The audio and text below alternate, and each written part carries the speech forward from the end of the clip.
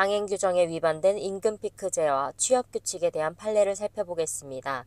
2008년 3월 21일 법률 8962호로 개정된 구고령자고용법은 제4조의 4를 신설하여 제1항에서 사업주는 모집, 채용, 임금, 임금 외의 금품 지급 및 복리후생, 교육, 훈련, 배치, 전보, 승진, 퇴직, 해고 분야에서 합리적인 이유 없이 연령을 이유로 근로자 또는 근로자가 되려는 자를 차별화해서는 안 된다 라고 규정하고 제2항에서 제1항을 적용할 때는 합리적인 이유 없이 연령 외의 기준을 적용하여 특정 연령 집단에 특히 불리한 결과를 초래하는 경우에는 연령차별로 본다 라고 규정하고 있다.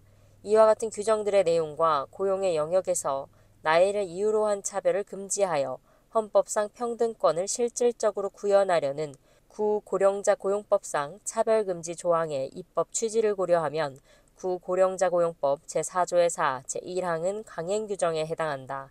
따라서 단체협약, 취업규칙 또는 근로계약에서 이에 반하는 내용을 정한 조항은 무효이다.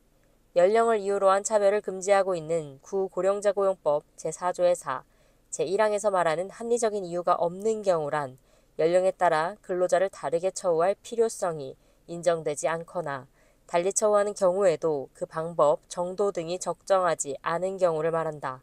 사업주가 근로자의 정년을 그대로 유지하면서 임금을 정년 전까지 일정 기간 삭감하는 형태의 이른바 임금피크제를 시행하는 경우 연령을 이유로 한 차별에 합리적인 이유가 없어 그 조치가 무효인지 여부는 임금피크제의 도입 목적의 타당성, 대상 근로자들이 입는 불이익의 정도, 임금 삭감에 대한 대상 조치의 도입 여부 및 그 적정성, 임금피크제로 감액된 재원이 임금피크제 도입의 본래 목적을 위하여 사용되었는지 등 여러 사정을 종합적으로 고려하여 판단하여야 한다.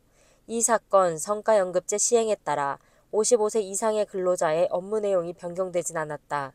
영구직의 경우 이 사건 성과연급제 시행에 따라 대상 근로자의 목표 수준을 낮게 설정하고 그에 따라 평가를 하였는지에 관하여 이를 확인할 만한 자료가 없다.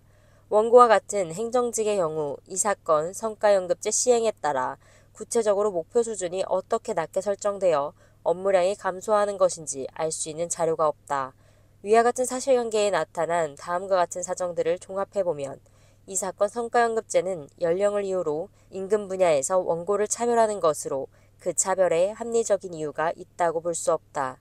이 사건 성과연급제는 피고의 인건비 부담을 완화하고 실적 달성률을 높이기 위한 목적으로 도입된 것으로 보인다. 피고의 주장에 따르더라도 51세 이상 55세 미만 정규직 직원들의 수주 목표 대비 실적 달성률이 55세 이상 정규직 직원들에 비하여 떨어진다는 것이어서 위와 같은 목적을 55세 이상 정규직 직원들만을 대상으로 한 임금 삭감 조치를 정당화할 만한 사유로 보기 어렵다. 이 사건 성과연급제를 전후하여 원고에게 부여된 목표 수준이나 업무의 내용에 차이가 있었다고 보이지 않는다.